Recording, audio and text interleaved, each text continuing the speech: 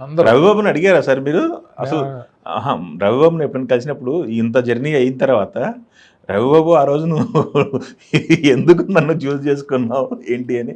అంటే తను ఒకటే చెప్తాడు. ఉమ్, యాక్చువల్గా మా కెరీర్ రవిబాబు నాకు ఇండస్ట్రీకి రాకముందు నుంచి పరిచయం. ఆ, చలపతిరావు గారు కూడా వచ్చేవాడు షూటింగ్కి. అవును బాబాయ్, అవును. ఇలా మా వాడిని అమెరికా పంపిస్తున్నా అది ఇది అని చెప్పడం కూడా నాకు బాగా గుర్తు. ఉమ్, పెద్దింటి అల్లుడు ఆ షూటింగ్ జరుగుతున్నప్పుడు షూటింగ్ దగ్గరికి వచ్చాడు అతను. సన్నగా పేలగా ఉండేవాడు. హైట్గా. అతను అక్కడికి వెళ్ళి డైరెక్షన్ కోర్సు కెమెరా కోర్సు నేర్చుకుని బాడీ అది బాగా డెవలప్ చేసి మంచి హైట్ కదా వచ్చాడు. వచ్చి ఫస్ట్ సురేష్ ప్రొడక్షన్స్లో అల్లరి సినిమాకి డైరెక్షన్ చేద్దామని ఆ కథ చెప్పుకుంటూ అక్కడ ఉండేవాడు. నేను కూడా నా ఫస్ట్ సినిమా కోసం నేను కథలు తయారు చేసి ఆయనకి చెప్పడం అనే ప్రాసెస్లో ఇద్దరు ఉన్నాం. సో ఇద్దరు సినిమాలు ఒకసారి ఓకే అని అప్పటి నుంచి నన్ను అతను అబ్జర్వ్ చేస్తున్నాడంట. చేసి ఒక సినిమాలో నేను హీరో ఫాదర్గా బాగుంటాను అని చెప్పి ఫిక్స్ అయ్యాడు అతను. మిగతా క్యారెక్టర్స్ అన్నింటికి ఆల్టర్నేటివ్లు రాశారు కానీ నా క్యారెక్టర్కి ఒక కాశీ విశ్వనాథ్ అని ఇంకా అది ఒకటే అతను ఫిక్స్ అయ్యాడు. సో ఒక స్టేజ్లో నన్ను అతను నమ్ముతున్నాడు, మరి మనం నమ్మకపోతే ఎలాగా అని చెప్పి యాక్సెప్ట్ చేయటం, ఆ సినిమా పెద్ద హిట్ అవటం, అవును, నా కెరీర్ ఇలా అవటం. ఇంట్లో పరిస్థితి సార్, నేను నటుని అవుతాను, యాక్టర్ అవుతున్నాను వద్దన్నారు. మా పిల్లలు వద్దన్నారు, వైఫ్ వద్దంది. పిల్లలు వద్దంటానికి కారణం ఏంటంటే మీరు యాక్టర్ అయితే ఎవరెవరి పక్కన యాక్ట్ చేస్తారో మాకు ఇష్టం లేదు అని. ఆడపిల్లలు. ఓకే ఓకే, అర్థమైంది నాకు. ఇంచుమించు 15 ఏళ్ల క్రితం అంటే బాగా చిన్నపిల్లలు. అవును, వాళ్ళు అలా ఆలోచించారు. నా వైఫ్ ఏముందంటే మీరు డైరెక్టర్ అవుదామని కదా వచ్చారు, 2 పడవల మీద కాల్ వేస్తే ఏమైపోతామో మనం, అటు ఇటు కాకుండా అయిపోతే పిల్లలు ఉన్నారు అది ఇది అని తను ఆలోచించింది. సో తర్వాత అనుకోకుండా ఓ రోజు కాస్ట్యూమర్ వచ్చి రవిబాబు గారు కొలతలు తీసుకురమ్మన్నారండి అనగానే ఇంకా వాళ్ళు సైలెంట్ అయిపోయారు. ఈయన ఫిక్స్ అయిపోయినట్టున్నాడు అని. అలా హిట్ అయిన తర్వాత హ్యాపీ కదా. హ్యాపీ. కాకపోతే ఏంటంటే కొన్ని క్యారెక్టర్లు చేయొద్దని చెప్తూ ఉంటారు. రిస్ట్రిక్షన్స్ పెడతారా? అంటే కొన్ని క్యారెక్టర్లు అంటే చూసి సొసైటీలో ఇబ్బందిగా, ఫ్యామిలీ అందరూ వెళ్ళి చూసేలా ఉండాలి తప్ప. అవును, అనుకోకుండా ఓ సినిమాలో ఆర్పి పట్నాయక్ సినిమాలో బ్రోకర్ అని, అవును, దాంట్లో సెట్కి వెళ్ళిపోయాను నేను. వెళ్ళాక వైఫ్ వీక్నెస్ ఎక్కువ నాకు. నేను ఆఫీస్లో చాలా సిన్సియర్ ఆఫీసరు.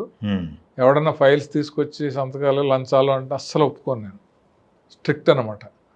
అందుకని వాళ్ళు ఏం చేస్తారంటే ఇంటికి వచ్చి మా ఆవిడకి గోల్డ్ రింగ్ బ్యాంగిల్స్ అవి ఇచ్చి మీ ఆయన చేసి సంతకాలు పెట్టించమండి అని అంటాం అనమాట. అంటే నేను కరెక్ట్గా బెడ్రూమ్లో ఉండగా కొంచెం ఒకళ్ళు చూపించి సంతకాలు పెట్టిస్తూ ఉంటుంది.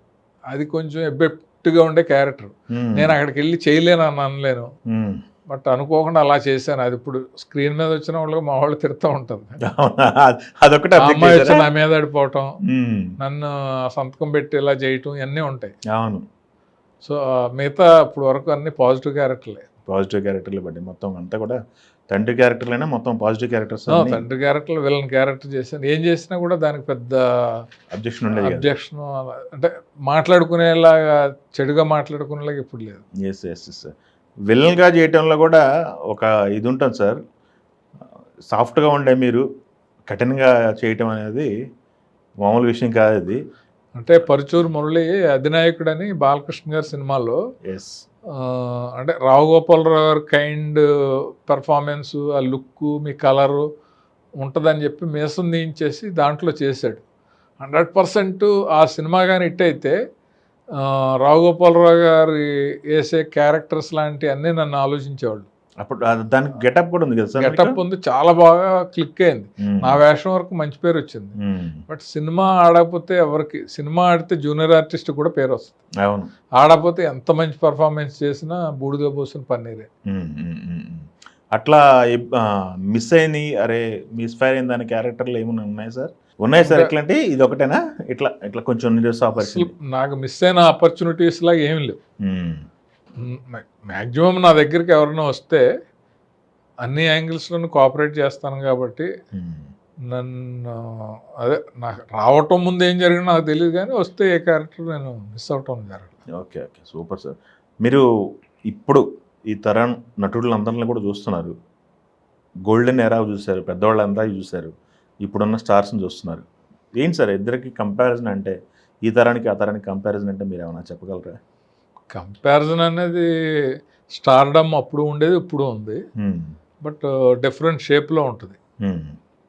అప్పుడు చాలా రేర్గా కాంటాక్ట్ అవ్వటానికి ఇప్పుడు నాగేశ్వరరావు, రామారావు గారు ఎవడు పడితే వాళ్ళు వెళ్ళి మాట్లాడడానికి లేదు. ఫ్యాన్స్ అయినా ఎక్కడో ఉండేవాళ్ళు, కమ్యూనికేషను ఎవరో ఒకరి ద్వారా ఉండేది తప్ప ఉండేది కాదు. ఇప్పుడు ప్రతి హీరోకి ఫ్యాన్స్, వాళ్ళకి సంబంధించిన రిప్రజెంటేటివ్స్ వాళ్ళు వచ్చి మీరు ఆ సినిమా చేయకండి సార్, ఎందుకు చేశారని అడగటం, ఇన్ఫ్లుయెన్స్ చేస్తున్నారా? అడుగుతూ ఉంటారు కదా. సార్ మీరు ఇలాంటి సినిమా ఒకటి చేయండి సార్, దానికోసం చూస్తున్నాం, మేము తలెత్తుకోలేకపోతున్నాం, మీరు మళ్ళీ ఒక మాస్ హిట్ కొట్టాలి సార్, ఇలాగా అడిగేస్తూ ఉంటారు. అది సోషల్ మీడియా వేదికగా అడుగుతారు, అవసరమైతే ఏదైనా మీటింగ్లోను ఫంక్షన్స్లోను అడిగేస్తున్నారు. ఇన్వాల్వ్ అయిపోతున్నారు గట్టిగా. ఇన్వాల్వ్ అంటే ఇంకా వాళ్ళు వెల్ విషర్స్ కదా, వాళ్ళకేమి ఎవరు జీతాలు ఇవ్వట్లేదు, ఏమి వాళ్ళ సొంత డబ్బులు ఖర్చు పెట్టుకుని వాళ్ళు చొక్కాలు చేయించుకొని జేగొట్టి ఫ్లెక్సీలు కట్టి ఆ టైప్ వాళ్ళకి ఇంకా రెస్పెక్ట్ ఇవ్వాలి కదా హీరోస్. అలాంటి డిఫరెన్స్ తప్ప స్టార్డమ్ ఎప్పుడూ ఒకటే. ఓకే, ఇందాక బాలకృష్ణ గారితో మంచి అసోసియేషన్ అన్నారు, జూనియర్తో సినిమాలు పడ్డాయి సార్? లేదు, నేను చేయలేదు కదా. కళ్యాణ్ రామ్ గారితో అయితే డైరెక్షన్ చేశారు. డైరెక్షన్ మొదటి సినిమా మీరే కదా? అదే ఇంట్రడక్షన్ మీరే కదా.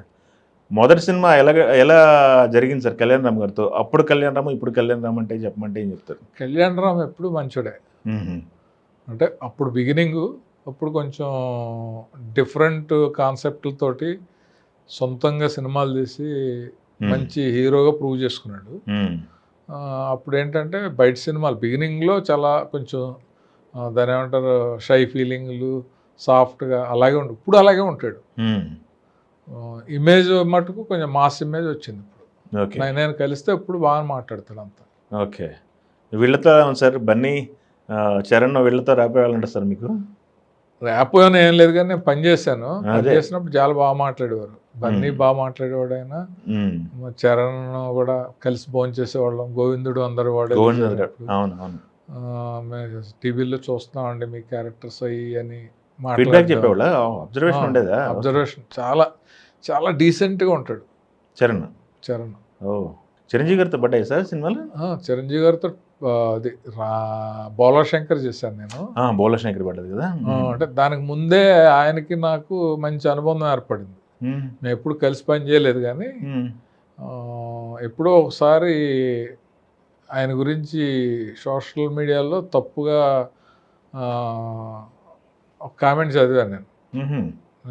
మార్నింగ్ వాక్కి వెళ్ళి వచ్చి ఇలా ఫోన్ ఓపెన్ చేసి చూస్తే, సాయం కావాలంటే సోనూ సూద్ దగ్గరికి వెళ్ళండి, చేపల పులుసు ఎలా వండుకు తినాలా అంటే చిరంజీవి నాగార్జున దగ్గరికి వెళ్ళండి అని ఆవిడ పెట్టాడు.